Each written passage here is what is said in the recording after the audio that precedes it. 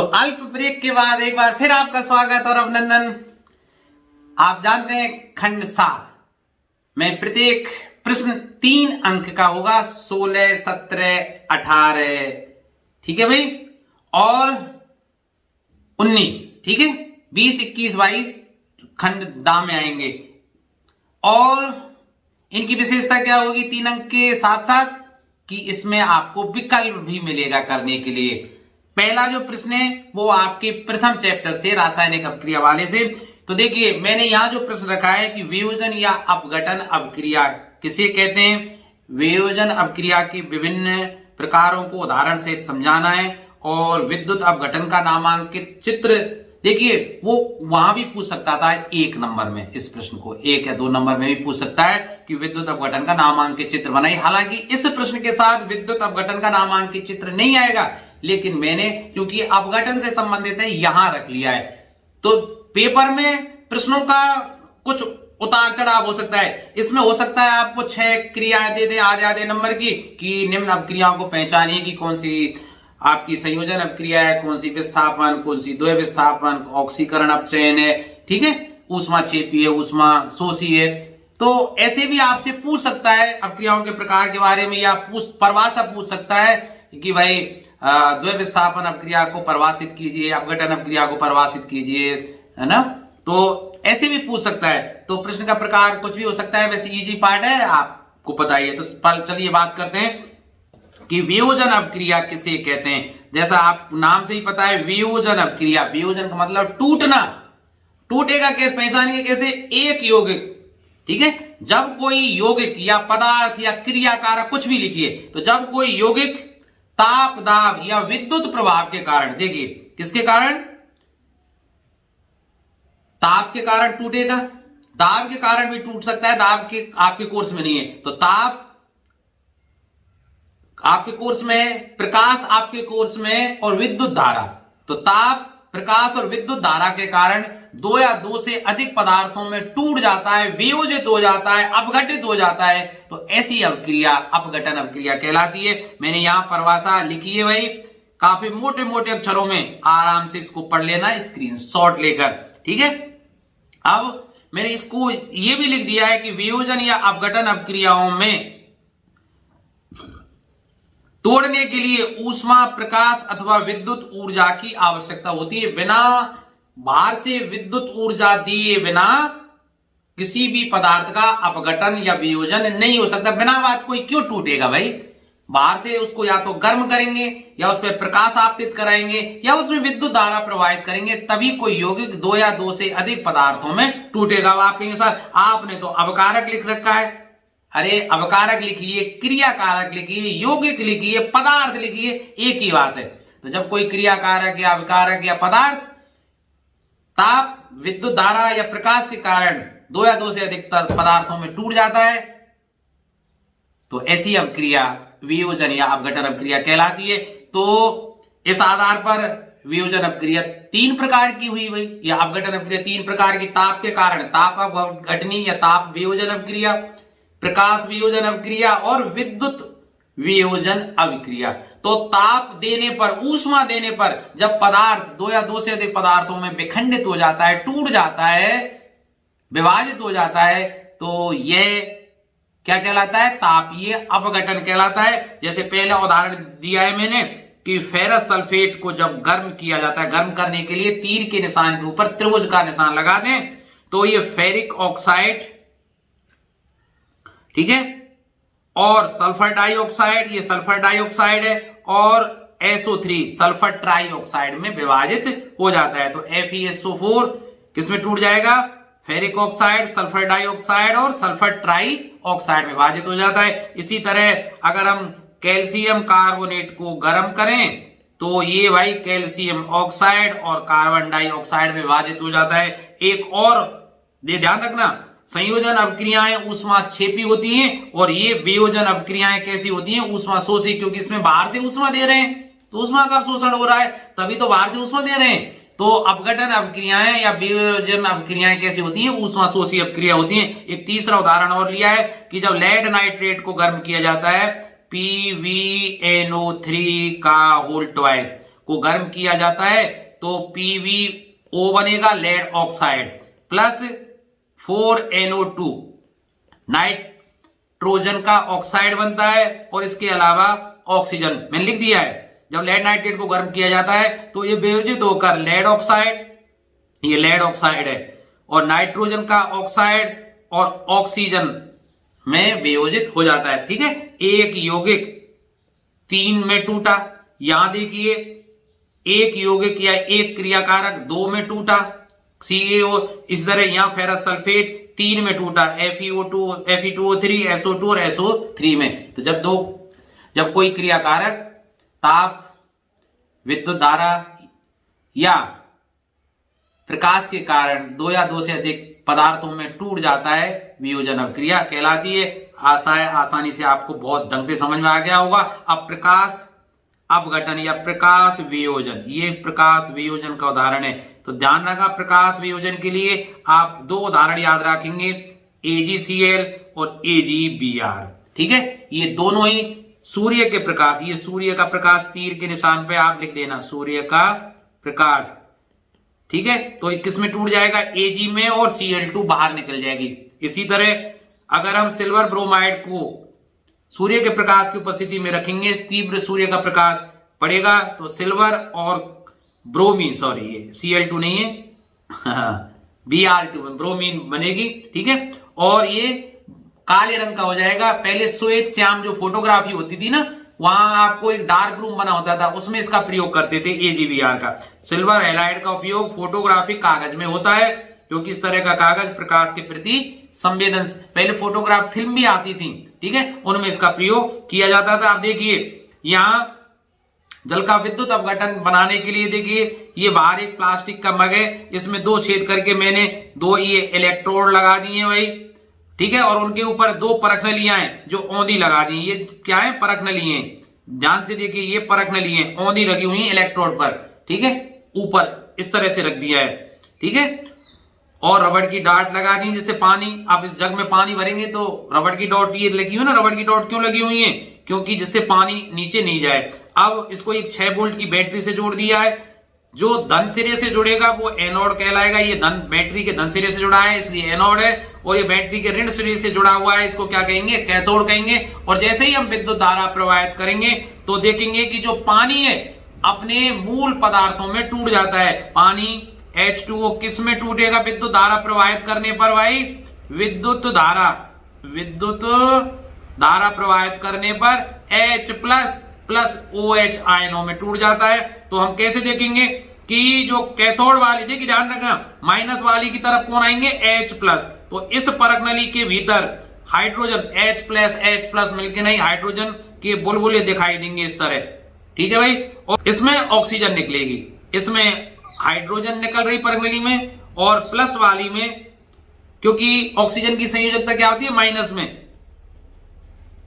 ठीक है, आप इस चित्र को ध्यान से देख लेना भाई। चलिए मैं इसको साफ कर देता हूं, जिससे आपको समझने में और इसका आप स्क्रीनशॉट आप ले लीजिए। ठीक है भाई, इसको जरूर भाई यहां प्लस लगा देना, एनोड है, और ये बैटरी का ऋण सिरा है। ठीक,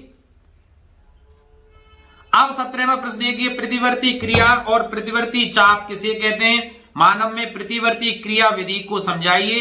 प्रतिवर्ती क्रिया को प्रदर्शित करने वाला नामांकित चित्र भी आपको बनाना है। अथवा में दिया है, अरे उसमें, हाँ, उस पहले वाले प्रश्न को तो अभी देखा ही नहीं, उसमें अथवा का क्या था। अथवा के लिए मैंने क्या रख दिया, सॉरी, निम्नलिखित अपक्रियाओं के लिए संतुलित समीकरण लिखना है आपको। कुछ समीकरण दिए गए, संतुलित करने के लिए मैंने दे दिया है भाई।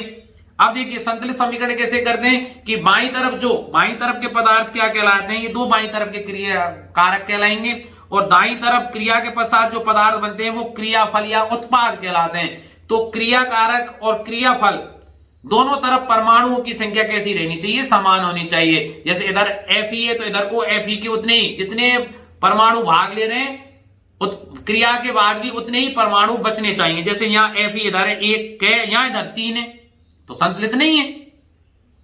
ऑक्सीजन के देखिए यहाँ 4 है, यहाँ ऑक्सीजन का 1 है, तो पहले ऑक्सीजन को संतुलित कीजिए भाई। ऑक्सीजन को संतुलित कैसे करें, यहां ऑक्सीजन के 4 है तो मैंने यहां 4 का गुणा कर दिया। अब देखिए जब 4 का गुणा यहां कर दिया तो हाइड्रोजन के कितने हो गए 8, क्योंकि यहां देखिए 4 दूनी 8, तो हाइड्रोजन के यहां 2 है तो यहां कितने का गुणा कर देंगे 4 का। अब Fe के यहां 3 है, यहां 3 का गुणा कर दीजिए। तो संतुलित समीकरण आप अपनी उत्तर पुस्तिका में कैसे लिख के आएंगे भाई, 3Fe plus 4H2O equal to Fe3O4 plus 4H2। इस समीकरण को अपनी उत्तर पुस्तिका में लिख कर आ जाएंगे। दूसरा देखिए, ये पहला था, ये दूसरा है, MnO2 प्लस HCl बराबर MnCl2 plus H2O plus Cl2। तो देखिए आपकी निगाह सबसे पहले Cl2 पर जा रही है, ठीक है। Cl2 को देख लीजिए, Cl देखिए यहां Cl2 है, यहां Cl2 है, तो Cl के हो गए 4, तो 4 का गुणा कर दीजिए 4HCl। अब H के कितने हो गए 4, तो देखिए H के देखना 4 करने के लिए यहां गुणा कितने का करूं मैं 4 का, सॉरी नहीं 4HCl है तो H को बराबर करने के लिए मैं यहां कितने का गुणा करूं 2 का, हो गया ना भाई। H के यहां भी 4 हो गए, यहां भी 4 हो गए। अब देखिए Mn के देखो, Mn का यहां 1 है, Mn का 1 है, हो गया ना।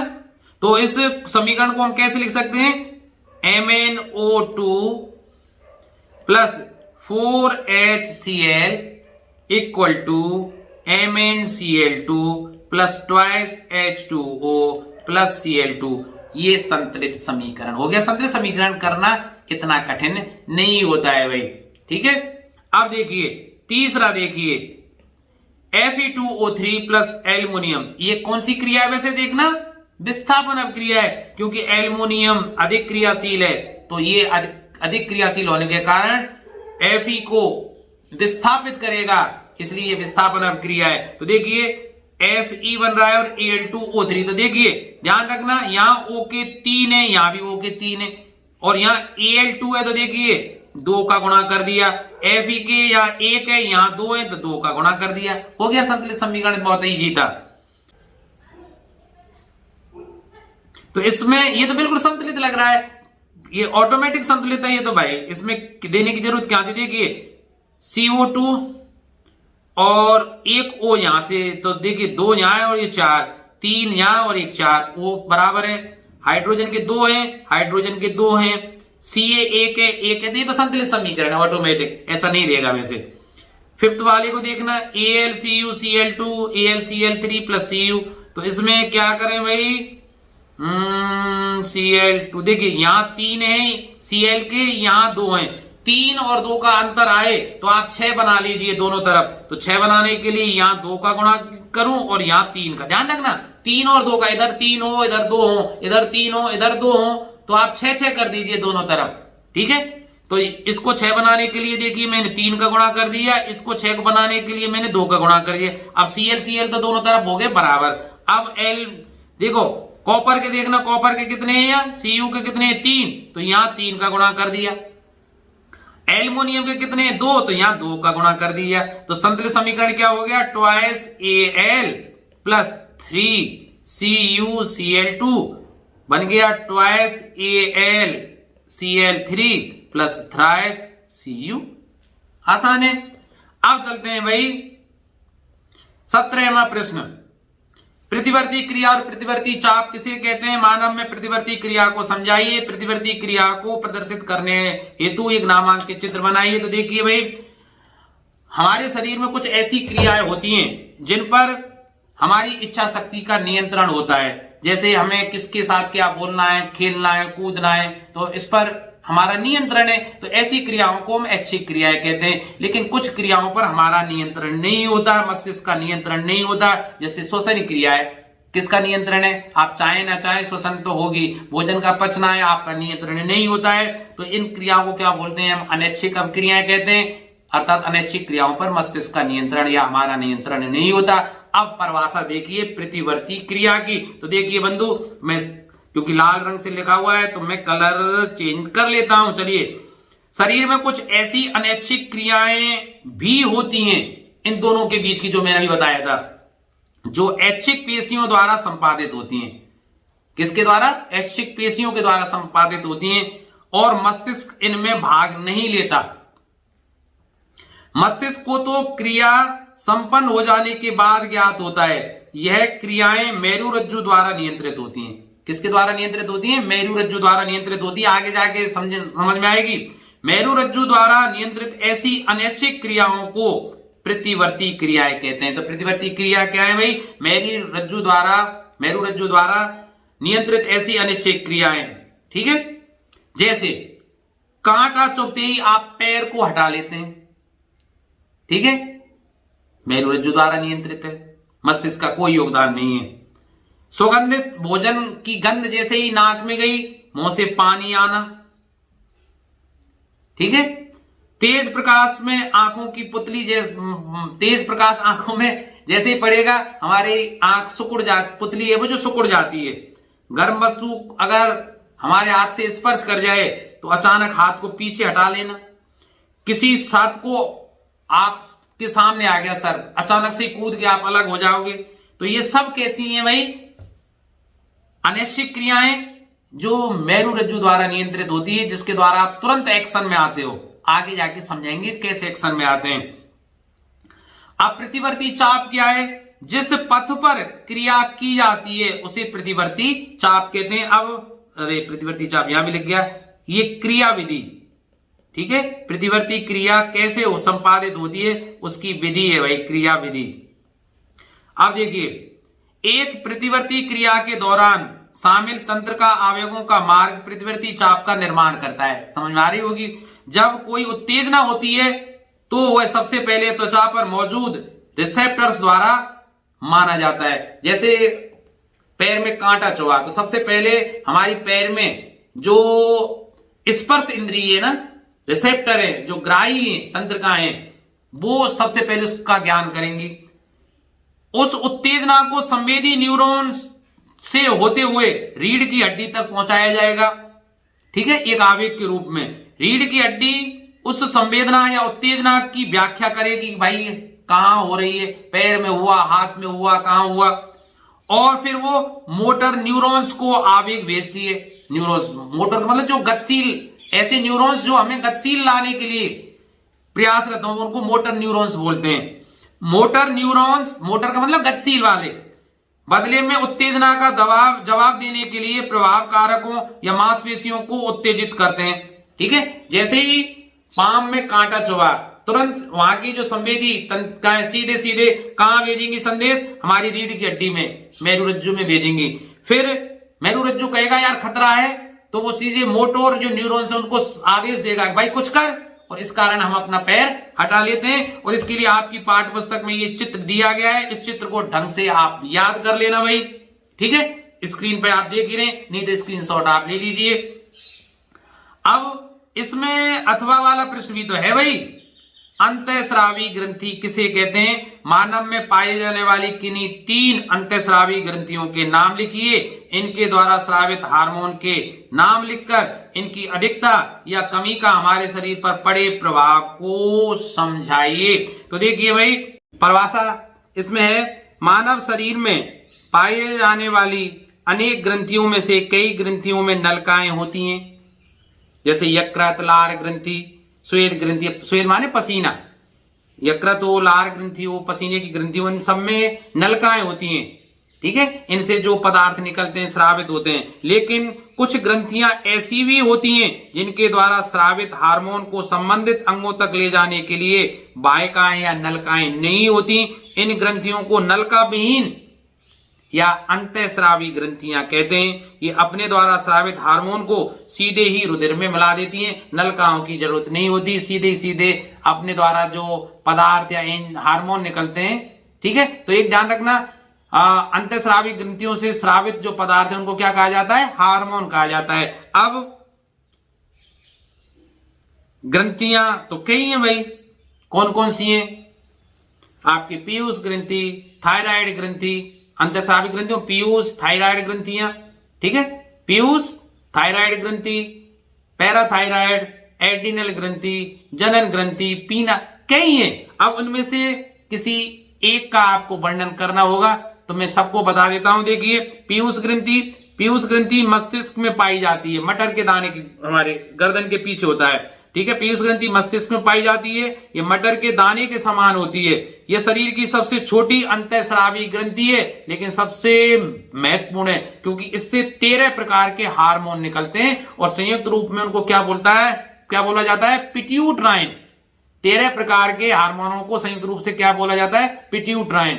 मैं पिछले 4-4.5 घंटे से कंटिन्यूअस बोले जा रहा हूं, रिकॉर्डिंग कर रहा हूं, इसलिए थोड़ा जबान लड़खड़ा रही है, आप मैनेज कर लेना ना। अब थायराइड ग्रंथि की बात करते हैं। यह ग्रंथि गले में श्वास नली के पास होती है। यह शरीर की सबसे बड़ी अंतःस्रावी ग्रंथि है, थायराइड ग्रंथि। इसकी आकृति एच के आकार की होती है। इसके द्वारा जो स्रावित हार्मोन है वो थायरोक्सिन कहलाता है। यह भोजन के ऑक्सीकरण व उपापचय की दर को नियंत्रित करता है। कम स्राव होता है तो गलगंड या घेंगा रोग हो जाता है। और एक चीज और मैं बता दूं कि थायरोक्सिन में आयोडीन की मात्रा होती है, ठीक है, और आयोडीन की कमी के कारण गलगंड या घेंगा या गर्दन यहां सूज जाती है। अब पैराथायराइड ग्रंथि, भाई यह ग्रंथि गले में थायराइड ग्रंथि के पीछे स्थित होती है, थायराइड के पीछे इसके, और जहां थायराइड होती है थायराइड से पीछे होती है। इस ग्रंथि में पैराथार्मोन हार्मोन स्रावित होता है।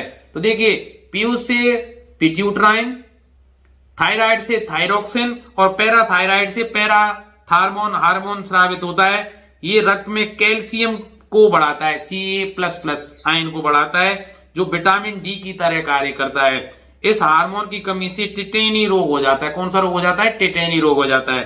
थाइमस ग्रंथि, थाइमस ग्रंथि को प्रतिरक्षी ग्रंथि भी कहते हैं। इससे जो थाइमोसिन हार्मोन निकलता है, भाई कौन सा, थाइमोसिन, यह हृदय के समीप पाई जाती है। यह ग्रंथि एंटीबॉडीज का स्राव करती है।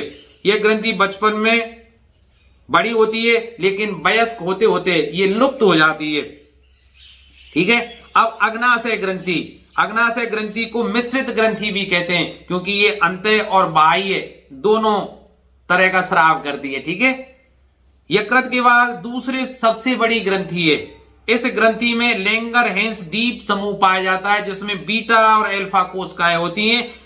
अल्फा कोशिकाएं ग्लूकोन हार्मोन निकालती हैं, जब जो रक्त में ग्लूकोज के स्तर को बढ़ाता है। बीटा कोशिकाएं इंसुलिन का स्राव करती हैं। बीटा कोशिकाएं किसका स्राव करती हैं, इंसुलिन का, जो रक्त में ग्लूकोज को कम करता है। यह एक प्रकार का प्रोटीन है जो 51 एमिनो अम्ल से मिलकर बना होता है। इसका टीका बेस्ट व बेरिंग ने तैयार किया था। इंसुलिन की कमी से आप जानते हैं डायबिटीज या मधुमेह रोग हो जाता है, और अधिकता से हाइपोग्लाइसीमिया रोग हो जाता है। अब एड्रेनल ग्रंथि की बात करें, सबसे खतरनाक ग्रंथि है। इसको अधिवृक्क ग्रंथि भी कहते हैं। यह वृक्क के ऊपर स्थित होती है। यह प्रश्न कई बार आया है कि एड्रेनल ग्रंथि होती है कहां होती है, वृक्क के ऊपर स्थित होती है। यह ग्रंथि संकट क्रोध के दौरान सबसे ज्यादा सक्रिय होती है। कब, संकट और क्रोध के दौरान। इस ग्रंथि के बाहरी भाग को कार्टेक्स और भीतरी भाग को मेडुला कहते हैं। कार्टोक्स से कार्टिसोन हार्मोन स्रावित होता है, जिसे जीवन रक्षक हार्मोन भी कहा जाता है।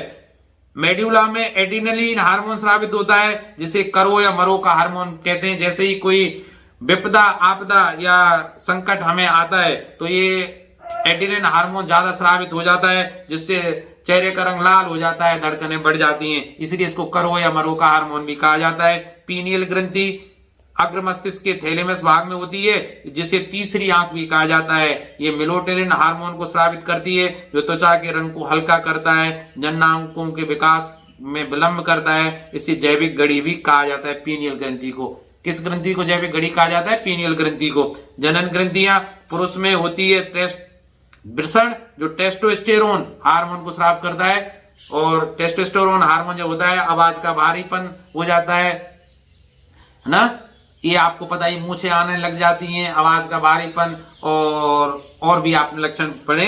मादा में अंडाशय, जिससे एस्ट्रोजन और प्रोजेस्टेरोन दो हार्मोन निकलते हैं, जिससे आपके द्वितीय लिंगिक जो लक्षण है वो प्रकट होने लग जाते हैं। आवाज का पतला होना, स्तनों का विकास, मेंस्ट्रुअल साइकिल या जिसको पीरियड कहते हैं वो शुरू हो जाते हैं, ठीक है। तो ये सब कुछ आपको याद करना है भाई। अब प्रश्न संख्या 18, आनुवांशिकता किसे कहते हैं? इसके जन्मदाता का नाम बताइए, आनुवंशिकता का प्रभाविता का नियम उदाहरण सहित समझाइए। ठीक है, इसमें प्रभावता का नियम भी आ सकता है, स्वतंत्र अपव्यूहन का नियम भी आ सकता है। आप दोनों को देख लेना, मैंने यहाँ प्रभावता का नियम रख लिया है। और अथवा में मनुष्य में लिंग निर्धारण किस प्रकार होता है, उपयुक्त रेखा चित्र की सहायता से आपको समझाना है। दोनों ही प्रश्न मेरी दृष्टि में बहुत महत्वपूर्ण है, बाकी का कल पता ही लग जाएगा। तो देखिए, आनुवंशिकता किसे कहते हैं? माता पिता के गुणों का, ध्यान रखना, माता पिता के गुणों का जीन्स के माध्यम से संतानों में स्थानांतरण होने की प्रक्रिया आनुवंशिकता कहलाती है। भाई देखो, माता पिता के जो गुण हैं वो उनकी संतति में आते हैं और इसका माध्यम कौन बनता है? जीन्स। ठीक है, तो माता पिता के गुणों का जीन्स के माध्यम से संतान में उत्पन्न होना आनुवंशिकता या वो कहलाती है।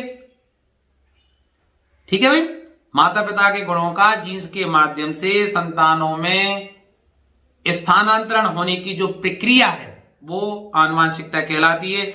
और जिस विज्ञान में आनुवंशिकता का अध्ययन किया जाता है उसे आनुवंशिकी कहते हैं, क्योंकि पीढ़ी दर पीढ़ी पैतृक गुणों का जो स्थानांतरण की प्रक्रिया है, ठीक है, वो सबसे पहले किसने खोजी थी? ग्रेगर मेंडल ने। इसलिए ग्रेगर मेंडल को ही आनुवंशिकी का जन्मदाता कहा जाता है।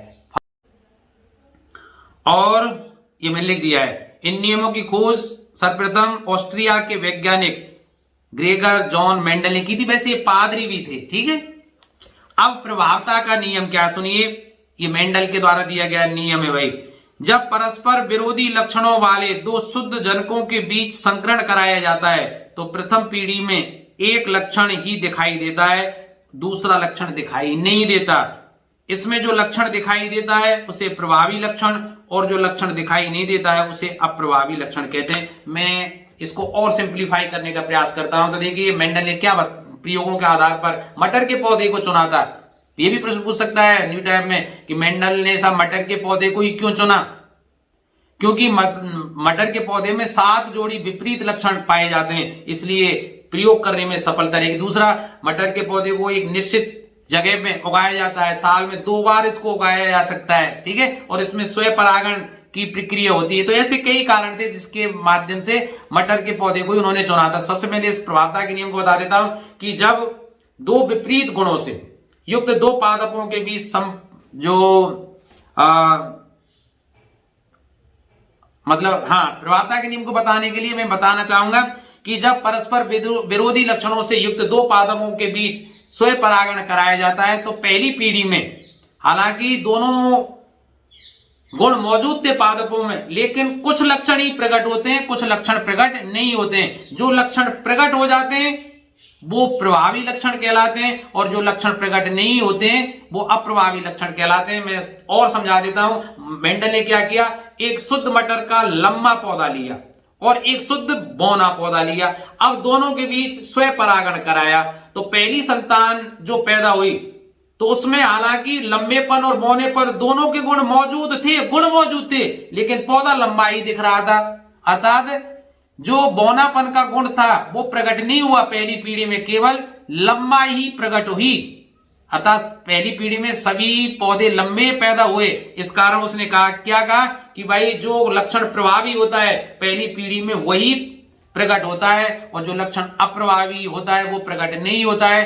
ठीक है, तो जो लक्षण प्रकट होता है वो प्रभावी लक्षण कहलाता है और जो लक्षण प्रकट नहीं होता है वो अप्रभावी लक्षण कहलाता है। ठीक है, तो देखिए उदाहरण में लिख भी दिया है कि मेंडल ने नियम की पुष्टि हेतु जब मटर के समयुग्मजी लंबे पौधे जिसको कैपिटल टीटी से व्यक्त किया, 2 गुण सूत्र में टीटी, तथा समयुग्मजी बौने पौधे को स्मॉल टीटी से व्यक्त किया और इनके भी स्वयं परागण या संकरण कराया तो संकरण के फलस्वरूप प्रथम पीढ़ी F1 में जो पौधे प्राप्त हुए वे सभी विषम युग्मजी टीटी वाले थे। मैं इसको अभी रेखा चित्र के माध्यम से आपको समझाऊंगा अभी, जो प्रभावता के नियम की पुष्टि करते हैं।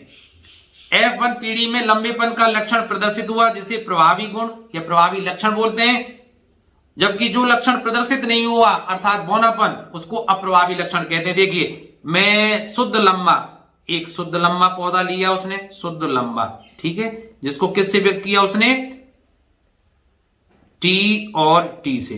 एक शुद्ध बौना पौधा लिया भाई उसने, मैंने नहीं, मेंडल ने, ये स्मॉल टी से व्यक्त कर दिया। अब देखिए, अब इन दोनों के बीच संकरण हो रहा है, क्रॉस हो रहा है। अगर ये टी इस टी से व्यक्त करेगा, संकरण करेगा, संयोग करेगा, तब भी पौधा क्या होगा, टी। ये F1 पीढ़ी है भाई, पहली पीढ़ी। F1 पीढ़ी मतलब फर्स्ट जनरेशन है भाई। अगर ये टी इस टी से भी संयोग करती तब भी टी बनता, और अगर ये टी इससे संयोग करती तब भी टी ही बनता, और अगर ये टी इससे संयोग करता तब भी टी ही बनता। अर्थात देखिए दोनों जो चारों बने उनमें शुद्ध लंबेपन का, शुद्ध बौनेपन का, शुद्ध लंबे शुद्ध बौने, अर्थात दोनों लक्षण मौजूद हैं। ऐसे पादपों को क्या बोलते हैं, विषम युग्म जी। दोनों लक्षण हैं बौनेपन और लंबेपन के, लेकिन पौधा लंबा ही बना। अर्थात बौनापन के गुण जीन्स होते हुए भी केवल लंबा ही प्रकट हुई। अतः ये लंबा पौधा, ये भी लंबा, ये भी लंबा और ये भी लंबा, लंबे ही पौधे प्राप्त हुए सभी। तो इसके आधार पर मेंडल ने क्या कहा कि प्रथम पीढ़ी में केवल भाई जो लक्षण प्रभावी होते हैं वही प्रकट होते हैं। लंबाईपन क्या है, प्रभावी लक्षण है, तो लंबा ही पौधा प्राप्त हुआ। बौनापन पहली पीढ़ी में नहीं पौधा प्राप्त हुआ। वो कब प्राप्त हुआ था, दूसरी पीढ़ी में, ठीक है।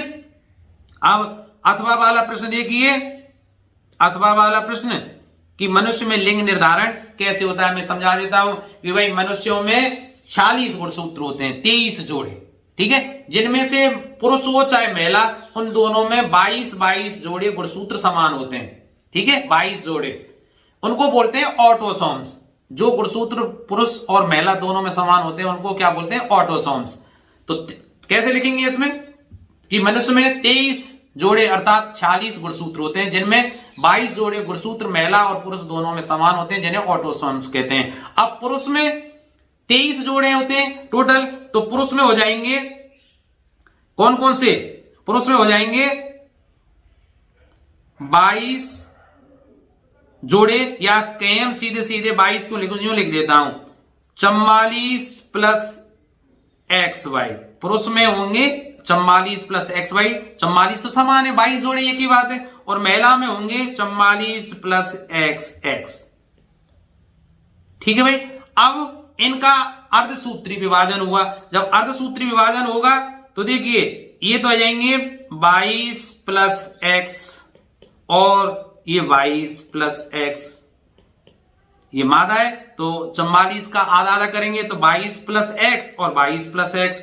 और इधर पुरुष वाले को विभाजन कैसे होगा भाई, 22 प्लस X और 22 प्लस Y। तो अब देखिए जब 22 प्लस X वाला, देखिए मैं इसको कलर चेंज करके चलिए बता देता हूं।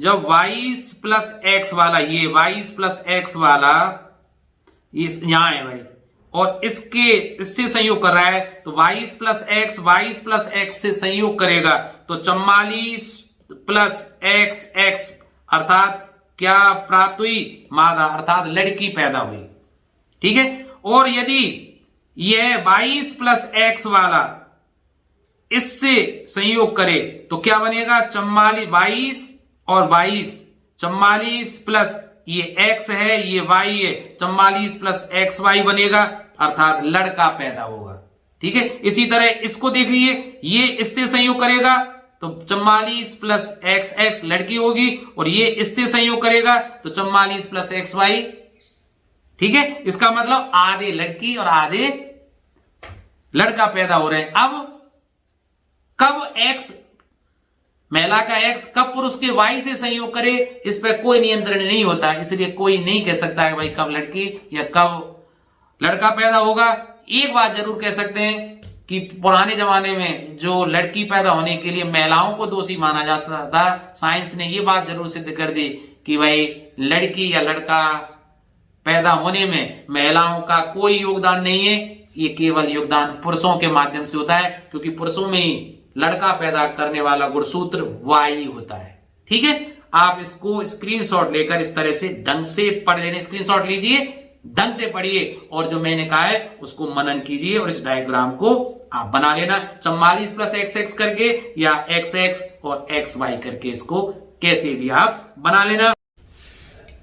तो देखिए अब 19वां जो सवाल है उसमें क्या है, पहला प्रश्न है नेत्र दोष किसे कहते हैं और किसी एक नेत्र दोष का कारण और निवारण आपको लिखना है भाई। तो देखिए पहले जान लेते हैं हम कि नेत्र दोष क्या है, जिसको दृष्टि दोष भी कहते हैं। तो देखिए नेत्र का काम क्या है कि जब दूर की वस्तु देखना हो हमें तो वो दूर की वस्तु को स्पष्ट दिखा दे, नजदीक की देखना हो तो नजदीक की दिखा दे। दूर की वस्तु को देखते समय जो नेत्र लेंस है उसके चारों ओर की जो मांसपेशियां हैं वो फैल जाती हैं, पुतली फैल जाती है और फोकस दूरी बढ़ जाती है। और जब समीप की वस्तु को देखना हो मांसपेशियां ऑटोमेटिक फोकस दूरी को कम करके समीप की वस्तु का प्रतिबिंब हमें दिखा देती है। अर्थात नेत्र लेंस स्वयं अपनी फोकस दूरी को परिवर्तित करता रहता है और ये क्या कहलाती है, नेत्र लेंस की समंजन क्षमता। ये आपको नहीं लिखना है, आपको क्या लिखना है कि नेत्रों की सहायता से हम अपने आसपास के सभी वस्तुओं को देख पाते हैं समंजन क्षमता के कारण। लेकिन जब नेत्र से अपवर्तन संबंधी कोई दोष उत्पन्न हो जाए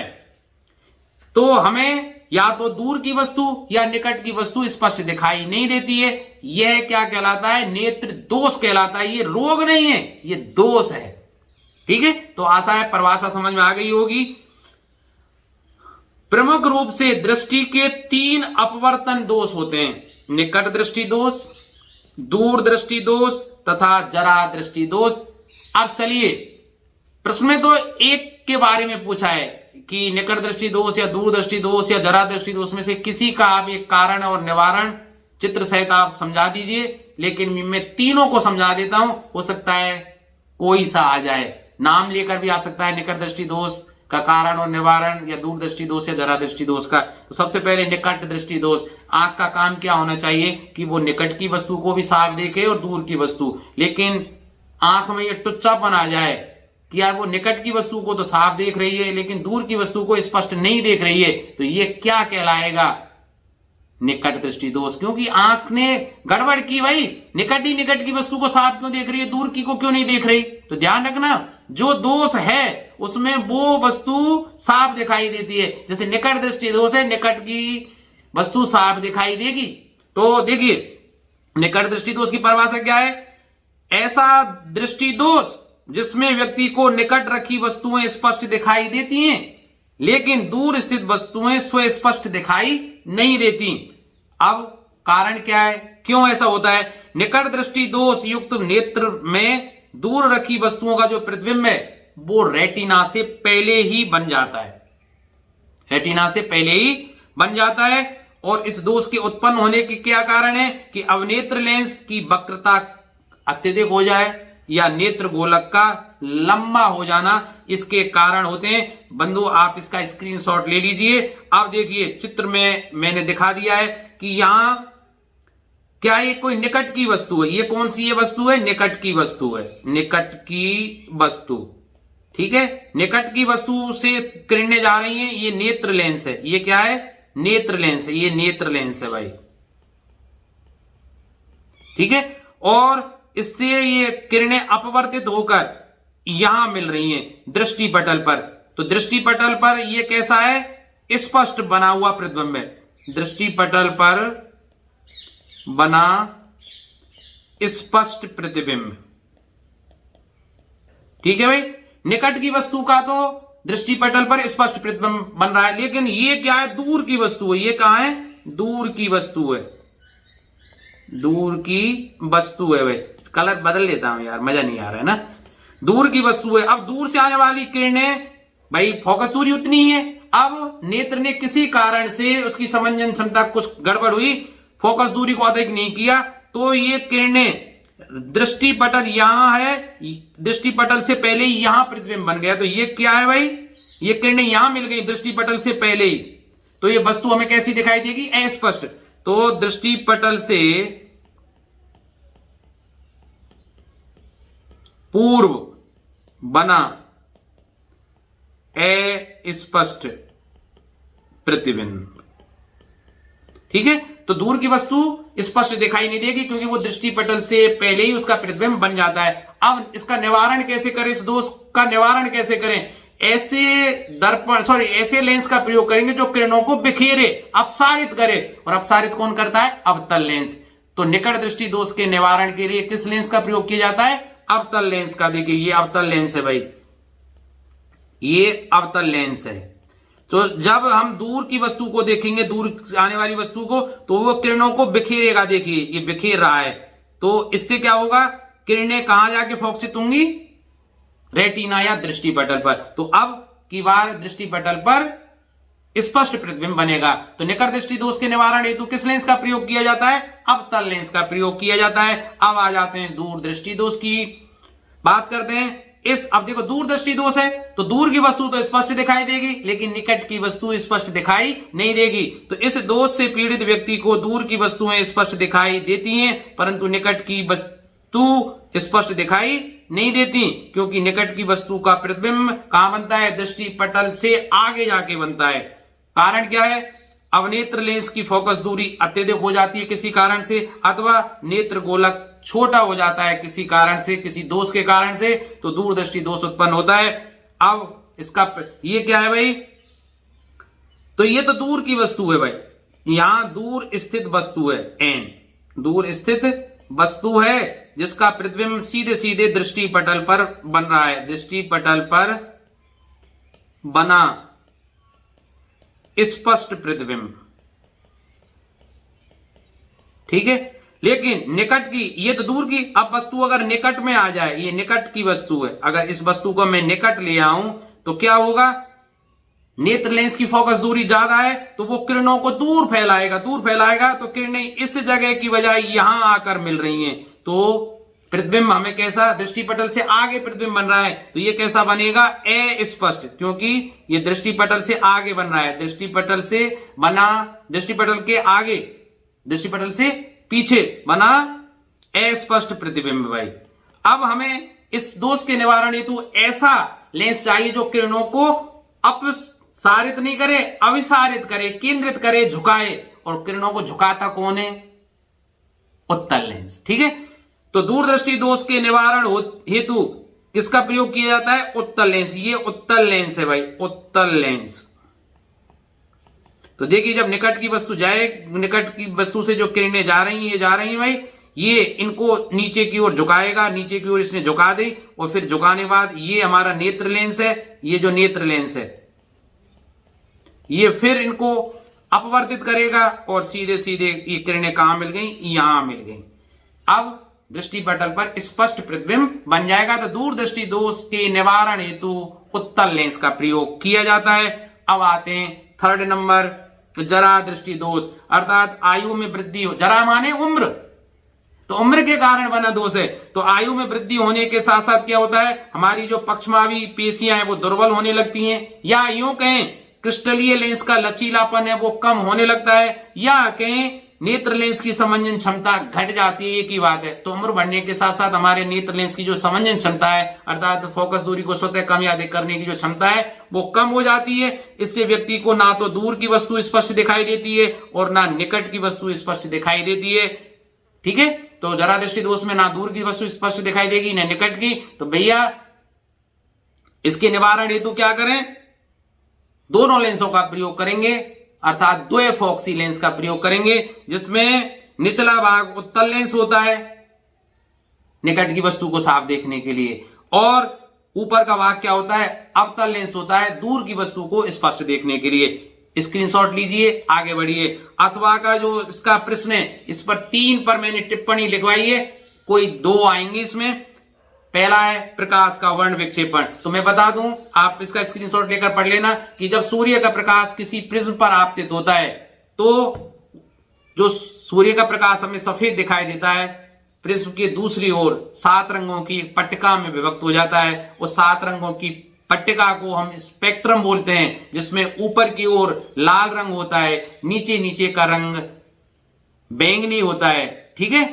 और नीचे से अगर ऊपर की ओर जाएं तो हम इन रंगों का क्रम भी याद कर सकते हैं, बेनी आहा पीनाला करके। तो देखिए बेनी आहा पीनाला, क्यों? क्योंकि लाल रंग सबसे कम विचलित होता है, इसी कारण खतरे के रंग है जो लाल, खतरे का जो रंग है वो लाल माना जाता है, क्योंकि लाल रंग सबसे कम मुड़ता है। विचलित का मतलब सबसे कम मुड़ता है, और सबसे ज्यादा कौन मुड़ता है? बैंगनी कलर मुड़ता है। ठीक है, ये प्रिज्म है भाई, त्रिभुजाकार, ये कांच की, ये क्या है? प्रिज्म है। इस पर ये श्वेत प्रकाश आपतित हो रहा है, ये श्वेत प्रकाश है, और इससे ये 7 रंगों की एक पट्टिका प्राप्त हो रही है, जो क्या कहलाती है? स्पेक्ट्रम कहलाती है। ठीक है, इसका स्क्रीनशॉट लेकर जो मैंने बोला है वो मैंने यहां लिख दिया है, आप पढ़ लेना।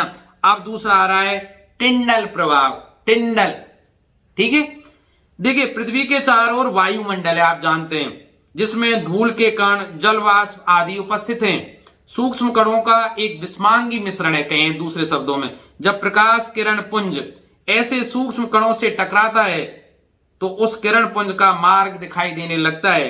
इन कणों से विसरित प्रकाश परावर्तित होकर जब हमारे पास पहुंचता है तो कोलाइडी कणों द्वारा प्रकाश के प्रकीर्णन को हम टिंडल प्रभाव कहते हैं। ठीक है, तो प्रकाश का छोटे छोटे कणों से अपसारित होना है ना, टिंडल प्रभाव कहलाता है। अब टिंडल प्रभाव आपने अपने दैनिक जीवन में भी परिलक्षित किया होगा। कैसे? जब धूल या धुएं से भरे कमरे में किसी छिद्र से हम आते हुए प्रकाश को देखते हैं तो प्रकाश पुंज में कणों को उड़ते हुए आपने कई बार देखा होगा।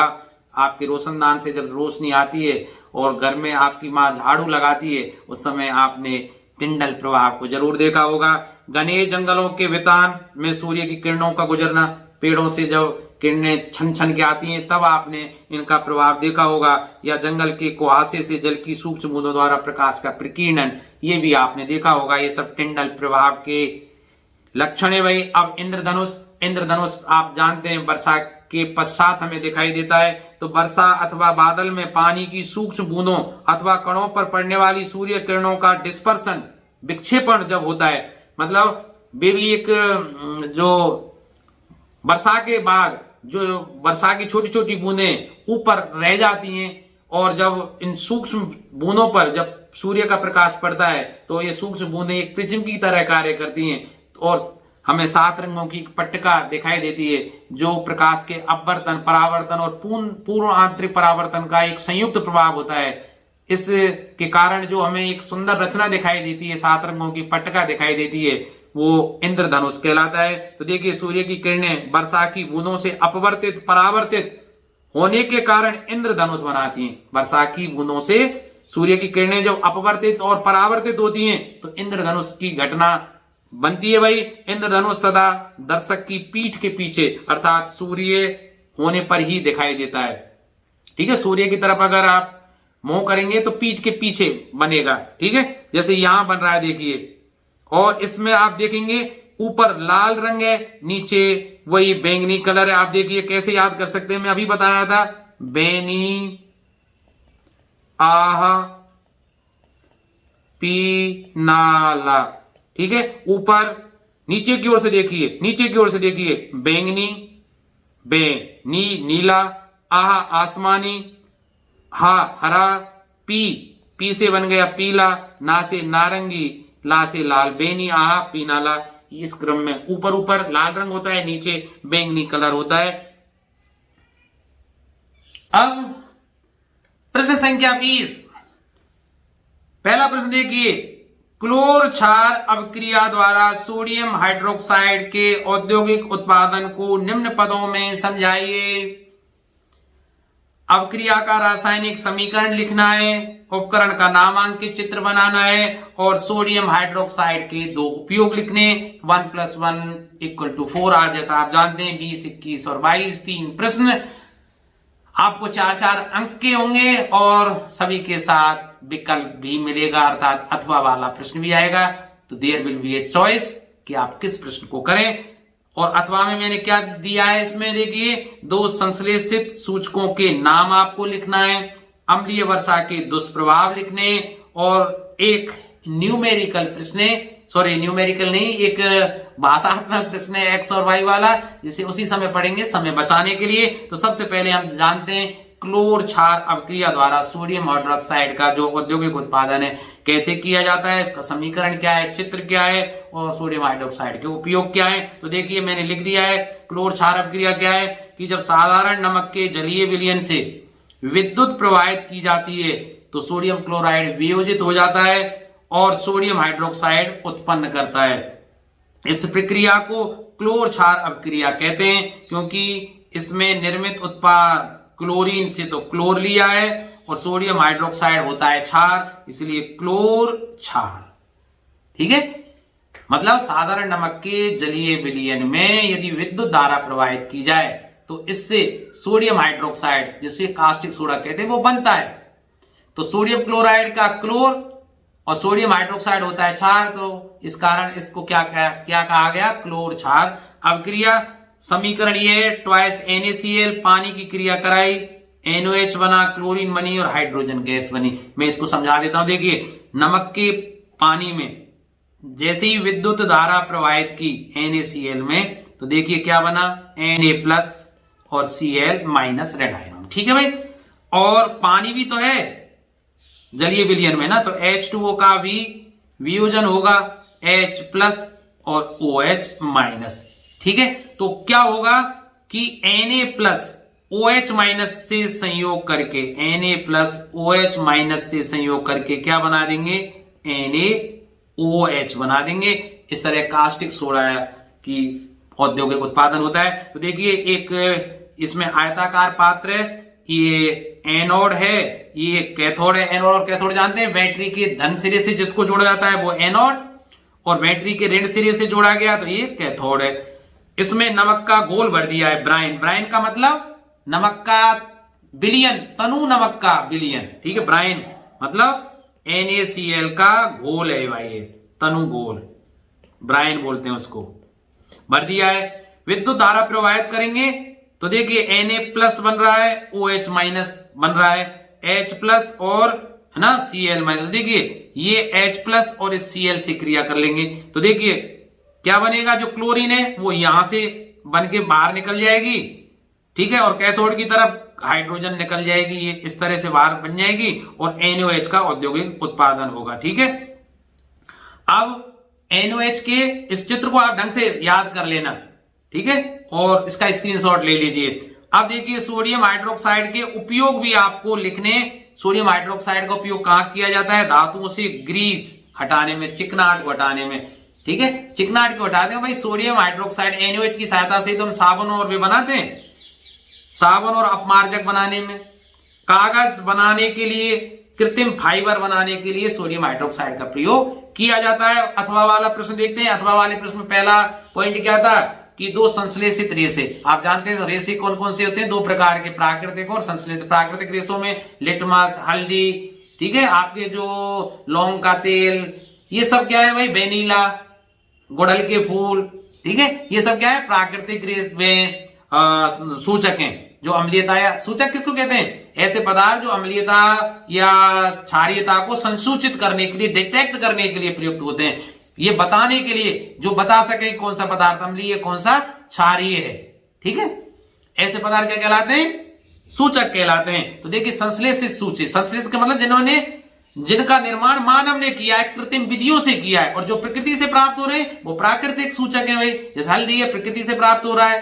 ठीक है, प्याज है, लौंग है, ठीक है, लिटमस पत्र है, लिचेन से बनता है, लिचेन से प्राप्त होता है, तो ये तो प्राकृतिक है, इनको मानव ने नहीं बनाया है। लेकिन कुछ ऐसे हैं जो अम्लीयता और क्षारीयता का पता लगाने के लिए मानव ने जिनको निर्माण किया है, वे कौन कौन से, फेनोप्थलीन और मेथिल ऑरेंज। आपको दो नाम लिखने हैं। तो संश्लेषित सूचक कौन कौन से, फेनोप्थलीन और मेथिल ऑरेंज। मैंने लिख दिया है, हालांकि प्रश्न में नहीं पूछा है, पूछ भी सकता है कि फेनोप्थलीन अम्लीयता या क्षारीयता का पता कैसे लगाता है और मेथिल ऑरेंज कैसे लगाता है। लिख दिया है, फेनोप्थलीन एक संश्लेषित सूचक है जो अम्लीय विलयन में रंगीन रहता है। मतलब इसको अम्लीय विलयन में डालेंगे तो रंगीन ही रहेगा, लेकिन क्षारीय विलयन में गुलाबी रंग बना देता है। क्षारीय विलयन में क्या बना देता है, गुलाबी। आप फेनोप्थलीन को अगर NOH के विलयन में डालेंगे, KOH के विलयन में डालेंगे, NH4OH के विलयन में डालेंगे तो गुलाबी सॉल्यूशन बनाएगा। ठीक है, तो अम्लीयता और क्षारीयता का पता लगा दिया, जबकि अम्ल में डालने पर ये रंगहीन का रंगहीन ही रहता है, इसके रंग में परिवर्तन नहीं रहता। कौन से, फेनोप्थलीन के। मेथिल ऑरेंज की क्या विशेषता है, मेथिल ऑरेंज हल्के पीले रंग का आता है। मेथिल ऑरेंज अम्लीय माध्यम में लाल कलर में बदल जाएगा। पीला कलर किस में बदल जाएगा? लाल। तो जैसे ही मेथिल ऑरेंज को मिलाया अम्ल में, लाल रंग आ गया तो अम्ल है भाई। और अगर पीला का पीला ही रहा तो क्षार है। तो ये दोनों ही संश्लेषित सूचक है भाई। अब अम्लीय वर्षा, भाई वर्षा का जो जल है वो वैसे साधारणतः अम्लीय होता है, लेकिन यदि उसकी पीएच बहुत कम हो जाए, 5.6 से कम हो जाए, तो वह अम्लीय वर्षा कहलाती है। अब अम्लीय वर्षा की जिम्मेदार हमें भाई, इतना वायु प्रदूषण, चिमनियों से, फैक्ट्रियों से धुआं निकल रहा है, हमारे वाहनों से इतना धुआं निकल रहा है, और धुएं में सल्फर के ऑक्साइड SO2 होता है और NO2 होता है, और ये ऊपर जब चले जाते हैं धूल के कणों के साथ, तो वहां वर्षा जैसी होती है, तो वर्षा के पानी के साथ क्रिया करके ये SO2 और SO3 वर्षा के जल से जब क्रिया करते हैं तो क्या बनाते हैं? H2SO4 जो अम्ल है। इसी तरह NO2 है, ये H2O से क्रिया करके क्या बनाएगा? HNO3। तो जैसे ये आते हैं अम्ल के रूप में गिरते हैं, और ये वर्षा अम्लीय वर्षा कहलाती है भाई। आप इसको स्क्रीनशॉट लेकर पढ़ लेना भाई। अब अम्लीय वर्षा के दुष्प्रभाव क्या है? अम्लीय वर्षा कृषि, पौधों और जानवरों के लिए बहुत हानिकारक है भाई, है ना। अम्लीय वर्षा मिट्टी की संरचना को बदलकर उसके पोषक तत्वों को नष्ट कर दे। अम्लीय वर्षा से भूमि की उर्वरक क्षमता कम हो रही है, उसमें पोषक तत्व गायब हो रहे हैं, है ना। भाई H2SO4 और HNO3 तो बहुत प्रबल अम्ल है, ये भूमि को बंजर बना रहे हैं। दूसरा, अम्लीय वर्षा इमारत की संरचनाओं को दुर्बल बना देती है। भाई जो सुंदर सुंदर इमारतें हैं वो संगमरमर की बनी होंगी। संगमरमर में कैल्शियम कार्बोनेट है, कैल्शियम कार्बोनेट अम्ल अर्थात H2SO4 से क्रिया करके कार्बन डाइऑक्साइड बनाएगा, जिससे वो नष्ट हो रहे हैं, उनमें छेद हो रहे हैं जगह जगह, कोड जैसा चमक रहा है, ठीक है।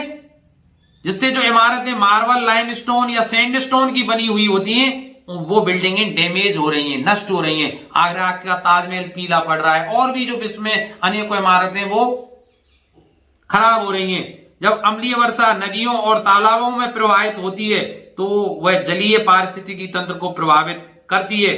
जब यह जल पौधों और जानवरों द्वारा अवशोषित किया जाता है तो हमारे मस्तिष्क की क्षति होती है, गुर्दे की समस्याएं जैसे रोग हो जाते हैं, ठीक है भाई। इन रोगों से हम पीड़ित हो रहे हैं भाई। तो आप देख लेना, एक तो भूमि की उर्वरक क्षमता नष्ट हो रही है, दूसरा क्या है कि बिल्डिंगों को नुकसान हो रहा है, ठीक है। तीसरा, नदी और तालाबों में जलीय जीव जंतुओं को मार रहे हैं, उनको जानवर पी रहे हैं, उनके किडनी और गुर्दे खराब हो रहे हैं, मस्तिष्क खराब हो रहा है, और हमें भी आंखों में जलन होती है और त्वचा रोग तो उत्पन्न होते ही अगर मनुष्य भी इनके संपर्क में आ जाए। इसके अलावा जो पाइपलाइन डली हुई है अम्लीय वर्षा से, वो भी खराब हो रहे हैं, क्योंकि पाइप में तांबा और लोहा मिला होता है, तो तांबा और लोहा भी क्रिया करके नष्ट हो रहा है। इस तरह से आप अम्लीय वर्षा के दुष्प्रभाव लिख सकते हैं, एक तो इस पृष्ठ का और एक इस पृष्ठ का आप स्क्रीनशॉट ले लेना। अब चलते हैं 21वां प्रश्न, और 21वां प्रश्न आपकी स्क्रीन पर है कि प्रकाश संश्लेषण किसे कहते हैं। प्रकाश संश्लेषण की क्रिया को उपयुक्त रासायनिक समीकरण लिखते हुए समझाना है आपको, और प्रकाश संश्लेषण प्रक्रम में कौन कौन सी घटनाएं होती हैं संक्षेप में लिखना है। 4 नंबर का होगा, 1+1+2, ठीक है। फिर अथवा में क्या है? उत्सर्जन क्या है? मानव शरीर में उत्सर्जन अंग कौन कौन से हैं, और नेफ्रॉन की रचना और क्रियाविधि का वर्णन आपको करना है। तो देखिए, प्रकाश संश्लेषण को मैंने बड़े रंग बिरंगे रूप में काइनेमास्टर में लिखकर बैकग्राउंड चेंज करके लिखा है। यार लाइक तो बनता है, नहीं किया तो कर दीजिए भाई, ज्यादा कह रहा हूं, ठीक है, मत करना अगर आपका मन नहीं है तो। देखिए, प्रकाश संश्लेषण समस्त हरे पेड़ पौधे अर्थात स्वयंपोषी जीव, ठीक है, हरे पेड़ पौधों को क्या बोलते हैं? स्वयंपोषी जीव। क्लोरोफिल की सहायता से, किसकी सहायता से? क्लोरोफिल की सहायता से सूर्य के प्रकाश की उपस्थिति में कार्बन डाइऑक्साइड और जल के संयोग से क्या बनाते हैं? कार्बोहाइड्रेट के रूप में भोजन का निर्माण करते हैं। यह प्रक्रिया प्रकाश संश्लेषण कहलाती है, ठीक है। तो देखिए, समस्त हरे पेड़ पौधे जिनको हम उत्पादक बोलते हैं, वो क्लोरोफिल की सहायता से, क्लोरोफिल कहां पाया जाता है? पत्तियों में पाया जाता है। ठीक है, सूर्य के प्रकाश की उपस्थिति में कार्बन डाइऑक्साइड को ग्रहण करके और पानी के संयोग से कार्बोहाइड्रेट और ऑक्सीजन का निर्माण करते हैं। और ये कार्बोहाइड्रेट जो बनती है ना पेड़ पौधों के द्वारा, ये पेड़ पौधों को ऊर्जा, भोजन के रूप में काम में आती है भाई। ठीक है, तो कार्बोहाइड्रेट किस रूप में आती है? पौधों को ऊर्जा प्रदान करने में प्रयुक्त होती है। अब इसका जो समीकरण है वो भी हमें लिखना है। समीकरण क्या है भाई? तो देखिए, समीकरण लिखना है भाई आपको। तो समीकरण क्या है? देखिए, कार्बन डाइऑक्साइड चाहिए CO2, ठीक है भाई। पानी भी चाहिए जो जड़ों से ग्रहण किया जाएगा,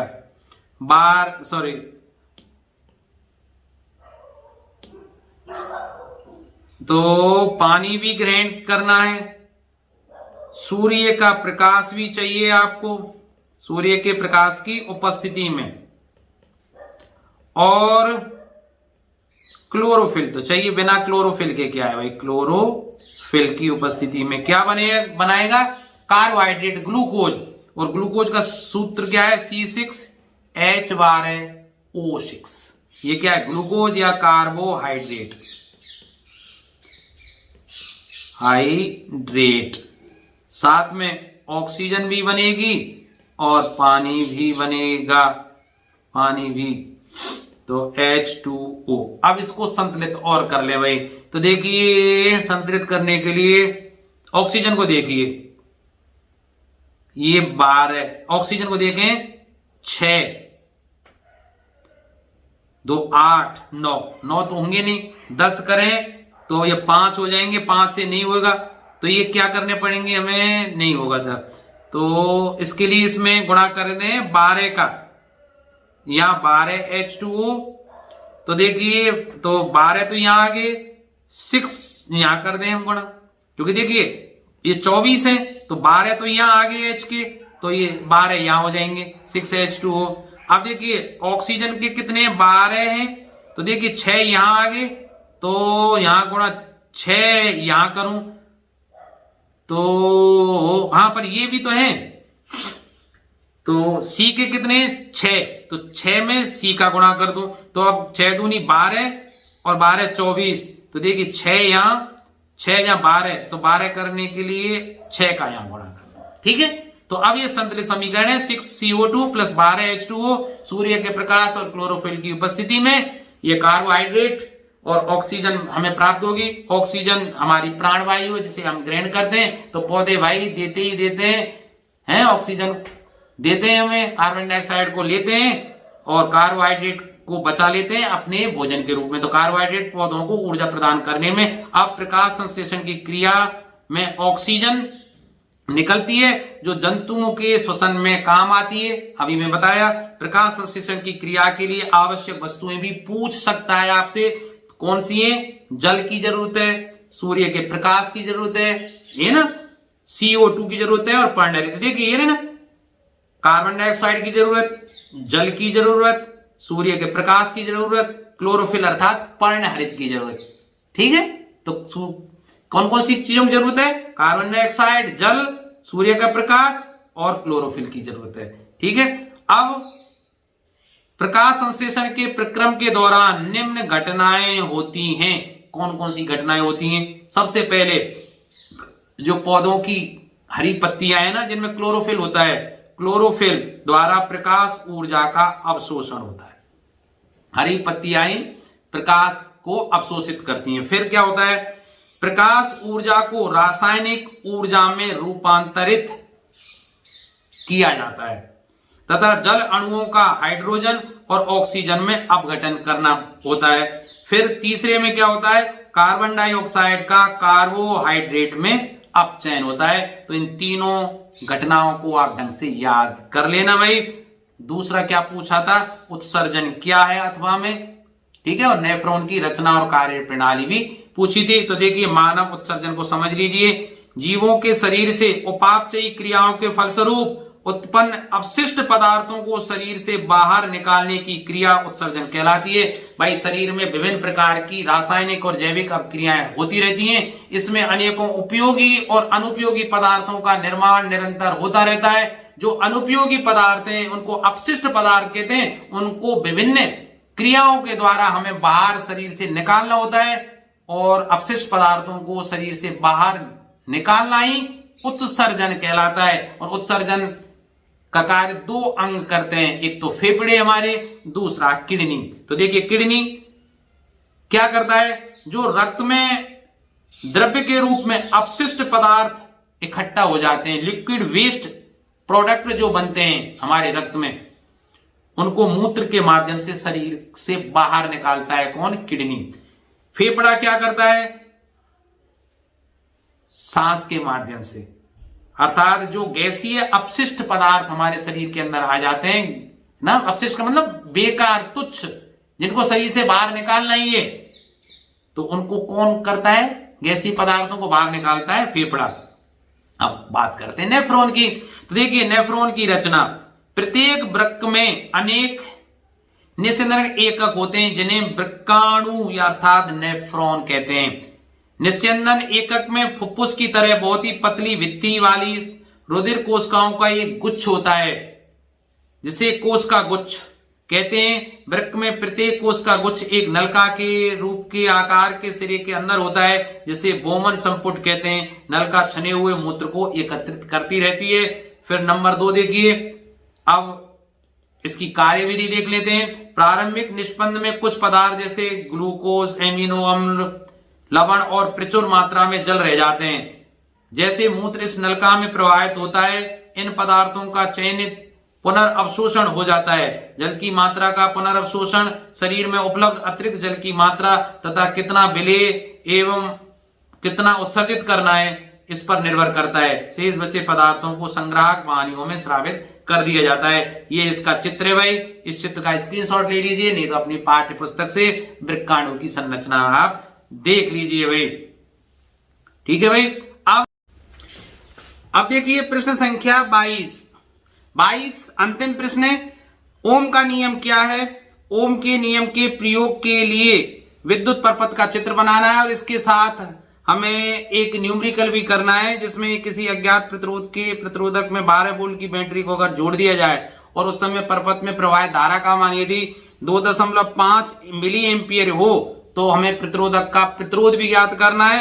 और अथवा में मैंने सवाल क्या दिया है कि प्रतिरोधकों के पार्श्व, जिसे हम समांतर क्रम संयोजन कहते हैं, उसके लिए तुल्य प्रतिरोध निकालना है। इसमें आपको क्या करना है, 2 या 2 से अधिक या 3 प्रतिरोध R1, R2 और R3 लेकर उनके लिए तुल्य प्रतिरोध का सूत्र निकालना है, जो क्या होता है 1/Rp बराबर 1/R2 सॉरी 1/Rp बराबर 1/R1 plus 1/R2 plus 1/R3 ये निकालना है। साथ में एक न्यूमेरिकल भी दिया गया है कि 2 ओम, 3 ओम और 6 ओम के 3 प्रतिरोध अगर आपको दे दिए जाएं और आपसे कहा जाए कि भैया इन तीनों को समांतर क्रम में जोड़ो, श्रेणी क्रम में जोड़ो या किसी भी क्रम में जोड़ो, हमें तुल्य प्रतिरोध एक बार तो 4 ओम चाहिए, एक बार 1 ओम चाहिए, आपको वो कैलकुलेट करके निकालना है। तो चलिए मैं इनको, क्योंकि आईपैड पे सरलता से नहीं समझेंगे, जल्दी से समझाने के लिए मैं ग्रीन बोर्ड पर ले चलता हूं और एक नया अनुभव ले लेते हैं, क्योंकि अभी तक तो मैं इस आईपैड पर ही आपको करा रहा हूं सारे। तो चलिए ग्रीन बोर्ड पर मैं आपको ले चलता हूं और समझाने का प्रयास करता हूं, आपको मजा आएगा वैसे। तो देखिए अब बात करते हैं हम ओम का नियम। तो देखिए ओम का नियम,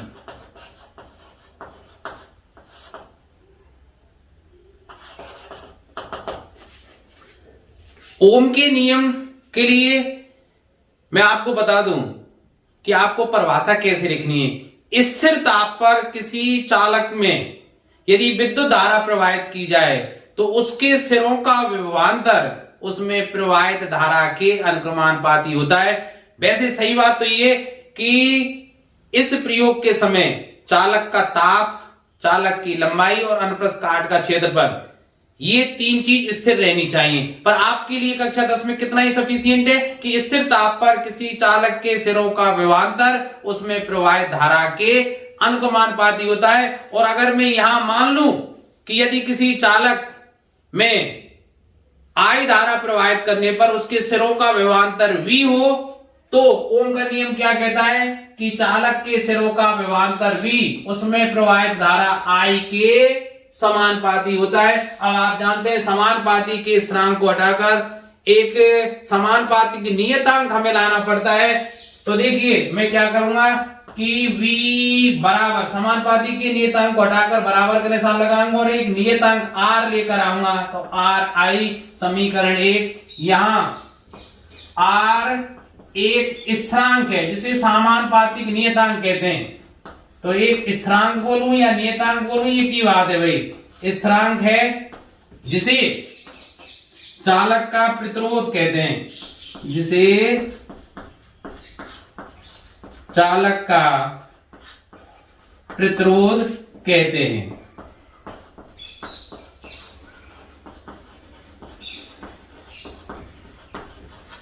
ठीक है भाई। अब इस समीकरण से हम चालक का प्रतिरोध R भी ज्ञात कर सकते हैं। तो R बराबर क्या होगा, V/I। ठीक है।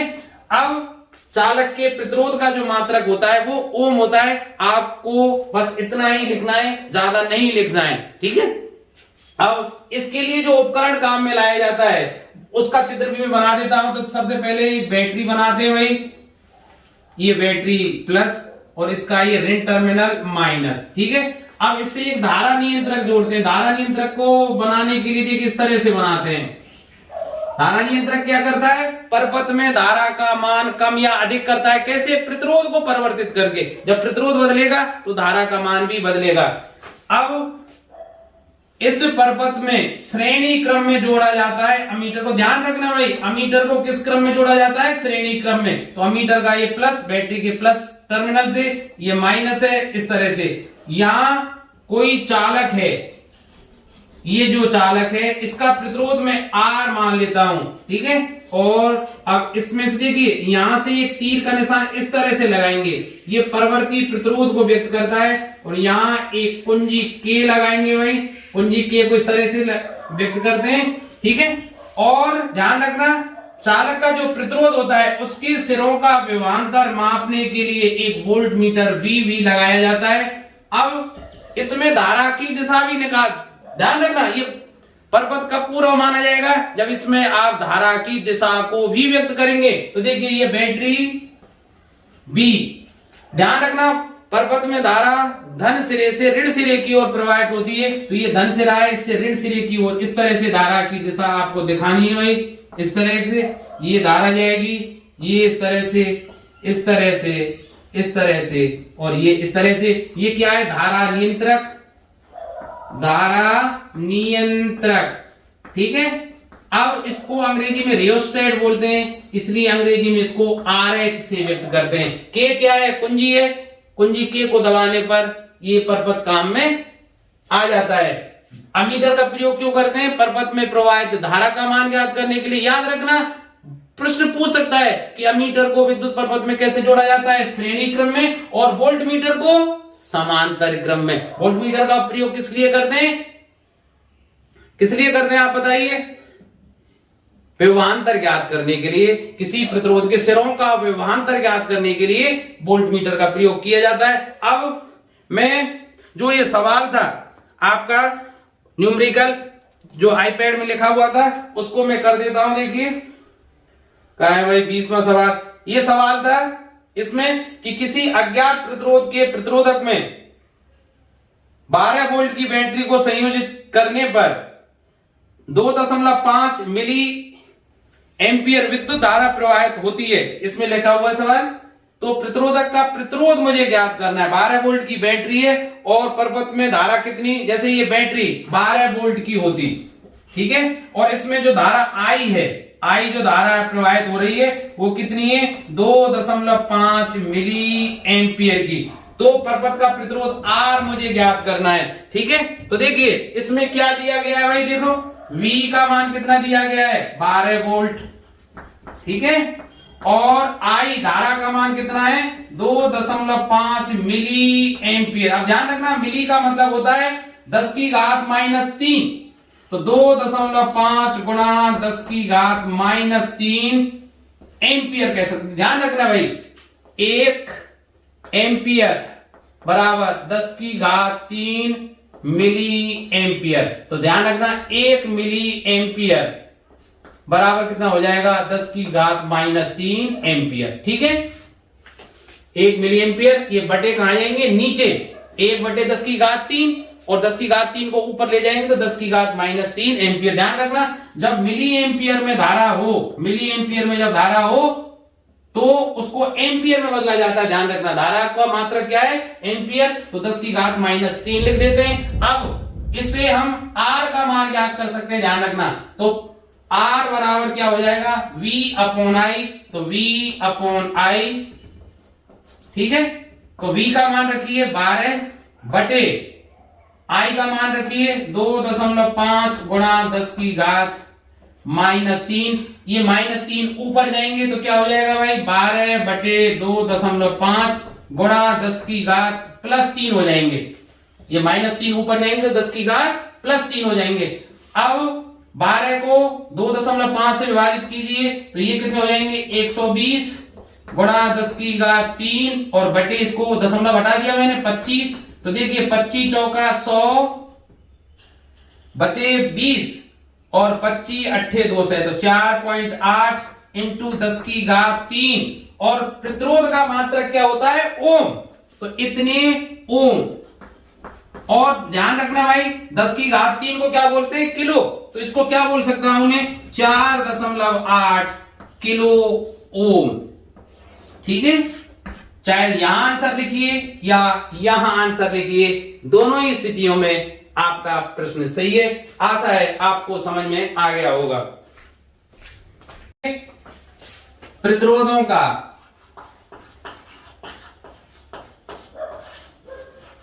प्रतिरोधकों का या प्रतिरोधों का एक ही बात है भाई, पार्श्व क्रम, अर्थात समांतर क्रम,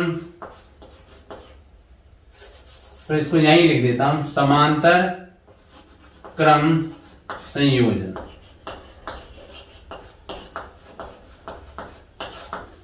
आपके प्रश्न में क्या पूछा है कि हमें प्रतिरोधकों के समांतर क्रम संयोजन के लिए तुल्य सूत्र ज्ञात करना है। आप जानते हैं कि प्रतिरोधकों को 2 क्रम में जोड़ा जा सकता है, श्रेणी क्रम और समांतर क्रम। श्रेणी क्रम में प्रतिरोधकों को एक के बाद एक क्रम में जोड़ते हैं, जबकि समांतर क्रम संयोजन में क्या करते हैं, प्रतिरोधकों को 2 ओवेनिष्ठ बिंदुओं के मध्य जोड़ा जाता है। तो देखिए मैं उसी तरह चित्र बना लेता हूं।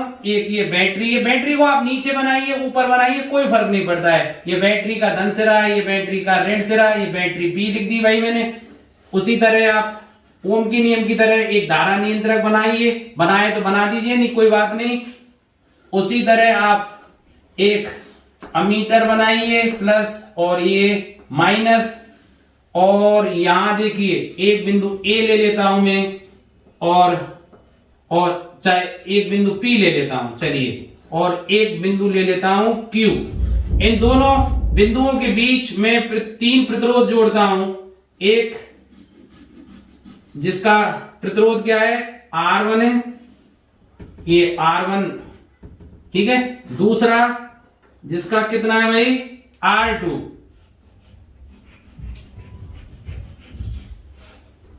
इसका प्रतिरोध R2 है, और एक प्रतिरोधक है जिसका प्रतिरोध कितना है, R3। इसको मैंने 2 विनिष्ट बिंदुओं P और Q के बीच जोड़ दिया। तो इस प्रकार का संयोजन क्या कहलाएगा भाई, समांतर क्रम संयोजन या पार्श्व क्रम संयोजन कहलाता है। इसको पूरा करने के लिए इसी तरह मैं यहां से एक लाइन खींचूंगा, और ये कुंजी है भाई, और ये परपथ पूरा हो गया। अब RH ये धारा नियंत्रक है। आप जानते हैं कि जो विभवांतर है 2 ओवेनिष्ठ बिंदुओं के बीच का मापा जाता है। तो देखिए एक ओवेनिष्ठ बिंदु P है, ये Q है, तो इनका विभवांतर नापने के लिए मैंने वोल्टमीटर V लगा दिया, ये प्लस और ये माइनस। तो सीधी सी बात है, चित्र को देखने से आपको पता लग रहा होगा कि जब प्रतिरोधकों को समांतर क्रम में संयोजित किया जाता है तो विभवांतर का, क्योंकि तीनों ही प्रतिरोध वो दो वैनिष्ठ बिंदु P और Q के बीच जोड़े गए तो विभवांतर का मान समान रहेगा, लेकिन धारा का मान अलग अलग होगा। क्यों होगा भाई? क्योंकि देखिए धारा को जाने के लिए 3 मार्ग मिल गए। कैसे मिल गए? अगर धारा इस तरह से, टोटल धारा अगर I यहां तक आ रही है इस बिंदु तक, तो यहां से धारा 3 भागों में बट गई। इस भाग में जा रही है I1, इसमें I2 और इसमें I3, अर्थात प्रतिरोध R1 में मैं प्रवाहित धारा का मान I1 मान लूं, I2 R2 में, और प्रतिरोध R3 में प्रवाहित धारा का मान I3 मान लूं, फिर ये जोड़कर यहां कितनी हो जाएगी? I हो जाएगी। तो सीधी सी बात है, समांतर क्रम संयोजन में धारा का मान अलग अलग होता है, विभवांतर का मान क्या होता है? समान होता है। ध्यान रखना, इसीलिए घर में जो परपथ है वो समांतर क्रम में जोड़े जाते। क्यों? धारा का मार्ग अलग अलग है। मान लो ये कोई युक्ति है, ये खराब भी हो जाए तो धारा यहां से इन 2 मार्गों से चली जाएगी, लेकिन श्रेणी क्रम संयोजन में क्या होता है? ये इस तरह से जोड़ते हैं, एक के बाद एक जोड़ते हैं, ये R1। तो अगर ये चीज खराब हो गई तो धारा यहीं से यहां तक पहुंचेगी नहीं, कट हो जाएगी धारा। इसलिए घरों में जो विद्युत युक्तियां श्रेणी क्रम में नहीं जोड़ी जाती, समांतर क्रम में जोड़ी जाती हैं। आशा है बात समझ में आ गई होगी। अब मैं मूल चीज पर लौटता हूं, तो देखिए अब मैं मान लेता हूं, देखिए लिख देता हूं इसमें, समांतर क्रम संयोजन में, समांतर क्रम संयोजन में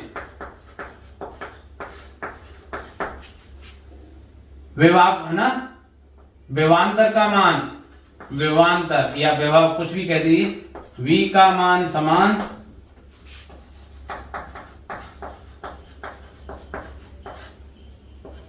धारा का मान अलग अलग, धारा का मान अलग अलग होता है। न्यू टाइप में पूछ सकता है कि किस प्रकार के संयोजन में धारा का मान अलग अलग होता है। समांतर क्रम संयोजन में आप कैसे लिखेंगे? आप प्रश्न का उत्तर कैसे शुरुआत करेंगे? दिए गए चित्रानुसार 3 प्रतिरोधक तार R1, R2 और R3 को 2 वैनिष्ठ बिंदुओं P और Q के मध्य जोड़ा गया है। इस प्रकार का संयोजन समांतर क्रम संयोजन कहलाता है। अब फिर लिखेंगे कि समांतर क्रम संयोजन में विभवांतर V का मान समान, लेकिन धारा का मान क्या होता है? अलग अलग होता है। ठीक है, अब मान लेता हूं प्रतिरोध,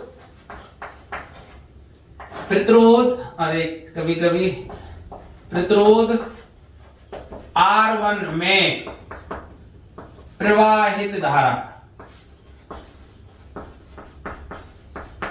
वो कितनी होगी? I1। और I1 का मान कैसे निकालेंगे? I का मान क्या होता है? V बटे R, V बटे R। आप ऐसे याद कर लीजिए, देखिए इस तरह से याद कर लेना आप, ये V है, ये I और ये R। जब V बराबर तो I का मान निकालना है तो V बटे R, और जब R का मान निकालना है तो V बटे I। इस तरह से I बराबर क्या होगा? V बटे R। तो देखिए V तो तीनों का समान है, R1 हो चाहे R2 हो चाहे R3, तीनों के सिरों का विभवांतर भी समान है, तो V तो समान आ गया, बटे प्रतिरोध का मान कितना है? R1, समीकरण 1। इसी तरह भाई प्रतिरोध R2 में प्रवाहित धारा, प्रतिरोध R2 में प्रवाहित धारा I2 बराबर क्या होगी? V बटे R2, ये समीकरण 2। इसी तरह भाई प्रतिरोध R3 में प्रवाहित धारा कितना होगी? I3 बराबर V बटे R3, समीकरण 3। और कुल धारा कितनी है भाई? I जो कुल धारा यहां तक आई, इस बिंदु तक P तक, ये 3 हिस्सों में बटी, I1, I2 और I3। ठीक है, तो कुल धारा I है, कुल विभवांतर V है, और प्रतिरोध इन तीनों का मिला के मैं क्या मान लूं? RP। क्योंकि देखिए पैरेलल बोलते हैं समांतर क्रम को, तो तुल्य प्रतिरोध को क्या मान लेता हूं मैं? RP। ठीक है, यदि तुल्य प्रतिरोध क्या हो? RP हो, तब कुल धारा I बराबर क्या होगी, कुल विभवांतर V है, इस बैटरी का विभवांतर क्या है V, तो कुल विभवांतर V क्योंकि तीनों के सिरों का एक ही है बटे कुल प्रतिरोध, और कुल या अर्थात तुल्य प्रतिरोध क्या है Rp, ये समीकरण 4। परंतु भाई आपको बताइए I का मान किसके बराबर है, I1 plus I2 plus I3। भाई I के 3 हिस्से हुए नहीं ना, I1 I2 और I3। अब इस समीकरण में समीकरण 1 2 3 और 4 से मान रख दीजिए। तो देखिए I का मान तो यहां से रखूं मैं V बटे RP, V बटे RP बराबर I1 का मान यहां से रखिए V बटे R1, तो V बटे R1 प्लस I2 का मान कहां से रखेंगे, यहां से V बटे R2, और I3 का मान यहां से रखिए V बटे R3। तो देखिए V कॉमन निकाल दीजिए, तो V कॉमन में अगर यहां से निकालूं तो 1 अपॉन RP बराबर V कॉमन निकालिए, तो देखिए यहां से बचेगा 1 अपॉन R1, यहां से 1 अपॉन R2 और यहां से 1 अपॉन R3। तो देखिए V से V कैंसिल आउट हो जाएगा। तो सूत्र क्या आ गया भाई मेरे पास, इस सूत्र को मैं यहां लिख देता हूं 1 अपॉन RP बराबर 1 upon R1 plus 1 upon R2 plus 1 upon R3, ये समीकरण 6।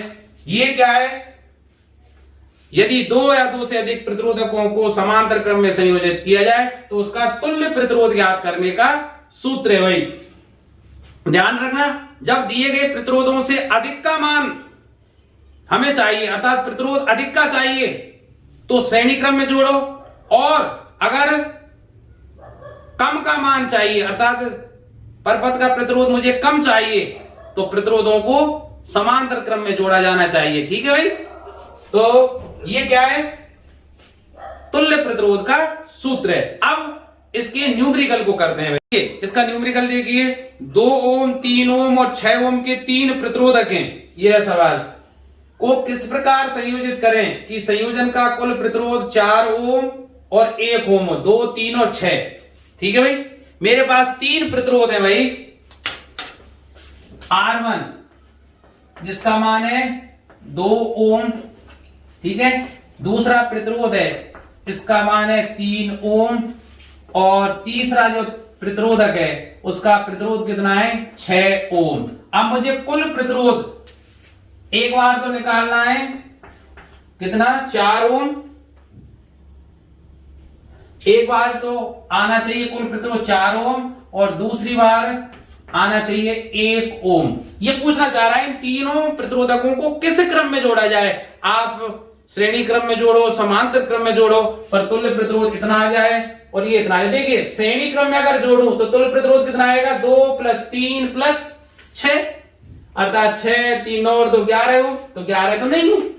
मैं क्या करता हूं, इसके समांतर क्रम में इनको जोड़ के देखता हूं। तो देखिए पहली स्थिति क्या हो सकती है कि R1 को तो मैं ऐसा रखूं 2 ओम को, और इनको समांतर क्रम में जोड़ देता हूं इस तरह से, ये 3 ओम,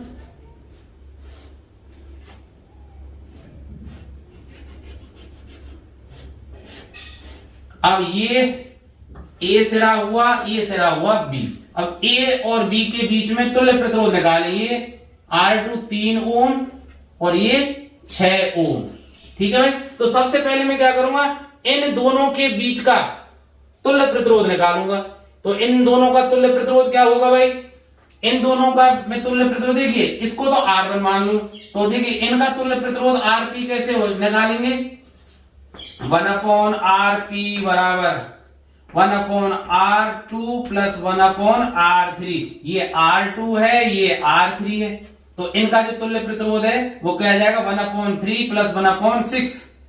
तो 1/RP बराबर 1/3 प्लस 1/6, 6 लघुत्तम। तो देखिए 2 + 1 बराबर 3/6।